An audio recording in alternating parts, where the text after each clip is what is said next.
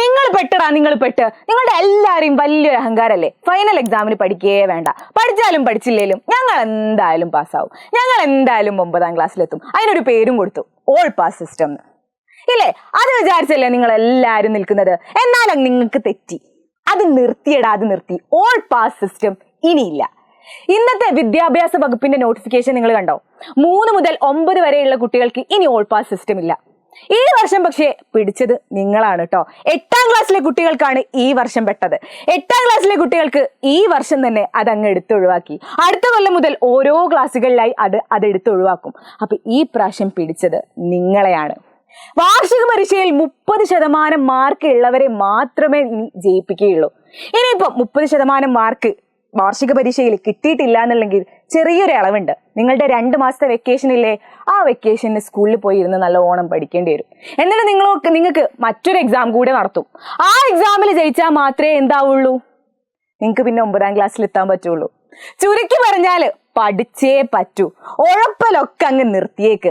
പഠിച്ചേ പഠിച്ചേ പഠിച്ചേ പറ്റുള്ളൂ. 2 ദിവസം മുന്നേ ഞാൻ ഒരു കുട്ടീനെ കണ്ടിട്ടുണ്ടായിരുന്നു. വെറുതെ ഞാൻ ചോദിച്ചു, അല്ല ഫൈനൽ എക്സാം ഒക്കെ അല്ലേ, എവിടെ എത്തി പഠിച്ചിട്ടെന്ന് ചോദിച്ചു. അപ്പൊ ആള് പറയാ, എന്നോട് താത്ത പറഞ്ഞല്ലോ പഠിക്കേണ്ട ആവശ്യമൊന്നുമില്ല, ക്രിസ്മസ് എക്സാം വരെ പഠിച്ചാൽ മതി, പിന്നെ ഫൈനൽ എക്സാമിന് എന്തായാലും ജയിക്കും, ടീച്ചേഴ്സ് ആൻസർ പേപ്പർ നോക്കിയേ ഇല്ല, പിന്നെ എന്തിനാ പഠിക്കുന്നതെന്ന് ചോദിച്ചു. പക്ഷെ എനിക്ക് ഒന്നും പറയാനില്ല ഇതിനും ആളോട്. ഞാൻ എന്ത് പറയാനാ? പക്ഷെ എല്ലാവർക്കും ഉള്ള മറുപടിയാണ് ഇത്. പക്ഷെ നിങ്ങൾ ഒരിക്കലും ഇത് സങ്കടത്തോടെടാ ഇതിനെ ഏറ്റെടുക്കരുത്, സന്തോഷത്തോടെ വേണം ഏറ്റെടുക്കാൻ. നിങ്ങളൊന്ന് ആലോചിച്ച് നോക്കിയേ, നിങ്ങൾ ആരെയാണ് പറ്റിക്കുന്നത്? പഠിക്കാതെ ആരെയാണ് നിങ്ങളടാ പറ്റിക്കുന്നത്? നിങ്ങൾ തന്നെയാണ് നിങ്ങൾ പറ്റിക്കുന്നത്.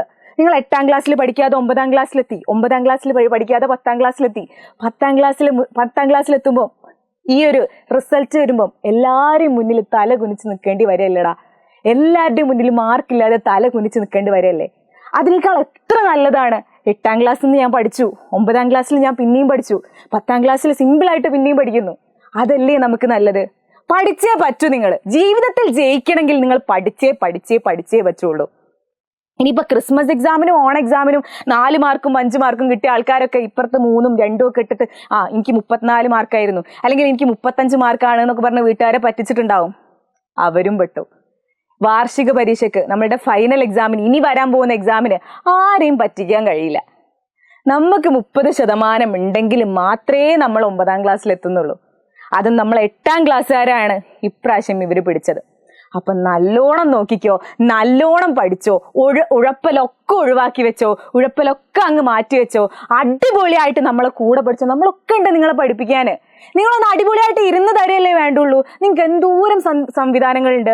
പണ്ട് കാലത്താണെങ്കിൽ നമുക്ക് പറയായിരുന്നു, ഞങ്ങൾക്ക് സ്കൂളിൽ പഠിപ്പിക്കുന്ന മനസ്സിലാവുന്നില്ല, അല്ലെങ്കിൽ ഞങ്ങൾക്ക് ട്യൂഷനിലെടുത്തു മനസ്സിലാവുന്നില്ല. പക്ഷെ നിങ്ങൾക്ക് എങ്ങനെ എവിടെ നോക്കിയാലും പല തരത്തിലുള്ള സോഴ്സസ് ആണ് നിങ്ങൾക്ക് പഠിക്കാൻ. നിങ്ങൾ പഠിക്കാൻ റെഡിയാണെങ്കിൽ അപ്പം എൻ്റെ മക്കൾ ഇനിയെങ്കിലും എന്ത് ചെയ്യുക? അടിപൊളിയായിട്ട് പഠിക്കുക, അടിപൊളിയായിട്ട് മാർക്ക് വാങ്ങുക. ആൻഡ് നമ്മളുടെ 9ാം ക്ലാസ്സിൽ അടിപൊളി പഠിച്ച കുട്ടികളായിട്ട് നല്ല ഉഷാറായിട്ട് 9ാം ക്ലാസ്സിലെത്തണം. അപ്പോൾ ഓൾ ദി ബെസ്റ്റ്. എല്ലാവരും അടിപൊളിയായിട്ട് പഠിക്കുക, എല്ലാവരും പാസ്സാവുക. ബൈ.